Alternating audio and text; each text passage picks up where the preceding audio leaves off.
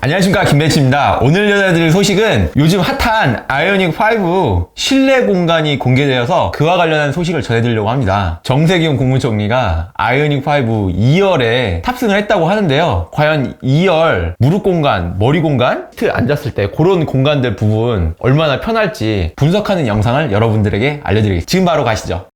사진 보시면은 정세균 국무총리가 지금 탑승을 하는 모습인데요. 키는 168 정도라고 합니다. 그 부분을 참조하면 좋을 것 같고요. 아이오닉5가 해치백으로 나오는 거기 때문에 세단 베이스입니다. SUV처럼 차의 플로어 높이가 높지가 않습니다. 그래서 승하차 시에 좀 편리할 것으로 예상이 되고요. SUV처럼 그렇게 올라타는 모습은 아니고 좀 더 편해 보이는 모습을 알 수 있습니다. 휠 베이스가 크기 때문에 이 도어의 좌우 폭 자체가 좀 크다는 것을 알 수 있고요. 필러의 라인 자체가 이 V자 모양으로 상당히 꺾여져 있어서 2열에 탑승해서 밖을 보는 시계성도 괜찮을 것으로 보입니다. 다음으로는 등받이 각도인데요. 사진상으로는 의외로 SUV 수준으로 뒤로 눕혀진 모습이 좀 편해 보이긴 합니다. 세단보다는 조금 더 뉘어져 있는 것 같은 느낌으로 보이는데요. 테슬라와 비교해봐도 등받이 각도만큼은 우세해 보입니다. 이유가 테슬라는 2단 리클라이닝 기능이거든요. 아이오닉5는 다단 리클라이닝 기능이 들어가서요. 보통 국산 SUV라든지 이런 차 보면 뒤쪽으로 많이 뉘어지잖아요. 리클라이닝 시트의 메커니즘 자체를 SUV에서 캐리오버 했기 때문에 등받이 각도 자체가 뒤로 많이 뉘어질 것으로 보입니다. 테슬라 모델 Y를 찍은 건데요. 직접 제가 앉아봐도 뒤로 완전히 제꼈을 때 테슬라 모델 Y는 세단 정도의 느낌이었고 크게 불편함은 못 느꼈습니다. 하지만 장시간 타면 좀 다를 수도 있고요. 그리고 투싼 촬영 시 사진인데요. 보시면 생각보다 뒤로 많이 뉘어지는 모습을 볼 수 있죠. SUV의 시트 리클라이닝 메커니즘을 사용했기 때문입니다. 대부분 차의 리클라이닝 각도는 뒤로 많이 눕혀지는데 세단은 휠하우스 간섭 때문에 뒤로 최대한 갈 수가 없는 거죠. 그래서 간섭을 최소화하는 수준에서 뒤로 가게 되고요. 기본적으로 SUV는 시트의 등받이가 180도로 완전히 접혀서 풀플랫이 되잖아요. 평탄화 시켜서 차박을 할 수 있게끔 그런 구조이기 때문에 뒤로 더 갈 수 있는 그런 리클라이닝 메커니즘을 사용한다고 보시면 될 것 같습니다.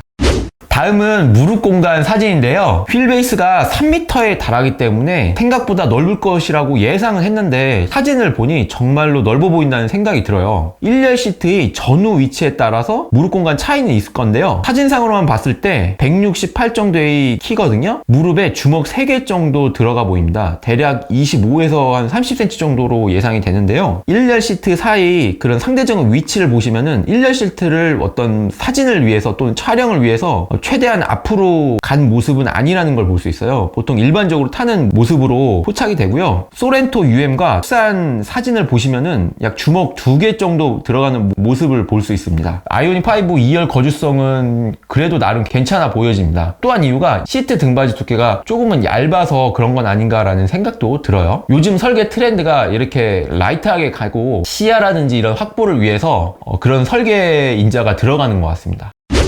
다음으로는 머리 공간을 한번 확인해 볼 건데요. 예상보다는 머리 공간은 그렇게 넓어 보이지는 않습니다. 왜냐하면 기본적인 패키지 레이아웃 자체가 SUV가 아니기 때문에 루프라인이 낮아요. 세단보다는 좀 높을 수 있는데 그래도 루프라인 자체가 패스트백처럼 뒤로 갈수록 떨어지는 라인이 아니고 최대한 수평으로 유지하려는 라인을 쓴 것 같았거든요. 다만 썬루프가 장착된 모델이기 때문에 이런 부분은 감안해서 보시면 좋을 것 같습니다. 제가 촬영할 때의 사진인데요. 상대적인 비교를 위해서 보여드리겠습니다.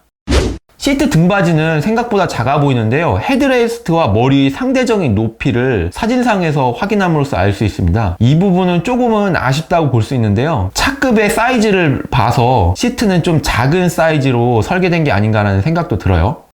리어 트렁크 도어 쪽의 라인이거든요. 사진에서 보시면은 트렁크 개폐 라인이 기존에서 못 보던 라인인 것 같아요. 뭔가 예전 포니를 연상하게 하는 그런 라인이랄까요? 대부분의 해치백 차들은 뭔가 곡선을 쓴다던가 그 라인 자체를 튀지 않게끔 하는데 본 위장 스티커가 부착된 차량은 유난히도 갭이 커 보이고 라인 자체가 튀는 모습을 볼 수 있습니다. 실제로 차가 나왔을 때 어떨지 한번 궁금하고요. 옆에 보시면은 가니쉬로 측면을 막아놓은 모습을 볼 수 있죠. 근데 이 부분은 요즘 자동차 트렌드인 것 같은데요. 벤츠 A220 같은 경우도 그렇고요. 유럽에서의 실질적 경쟁차인 폭스바겐 ID4 순수전기차도 이런 디자인을 쓴 것을 알 수 있습니다.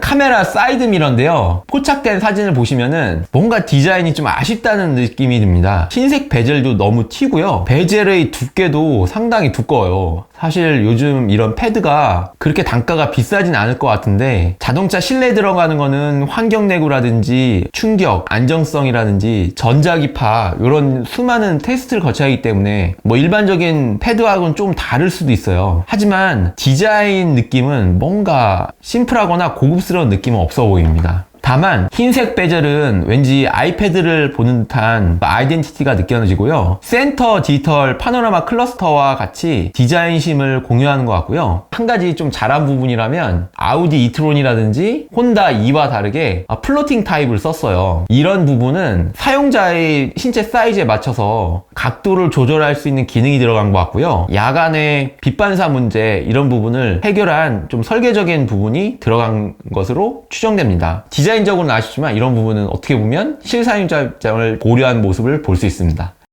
오늘의 결론, 실내 패키지 공간은 잘 뽑는 게 확실한데 그만큼 충전 편의성도 개선해주면 좋을 것 같은 생각이 든다.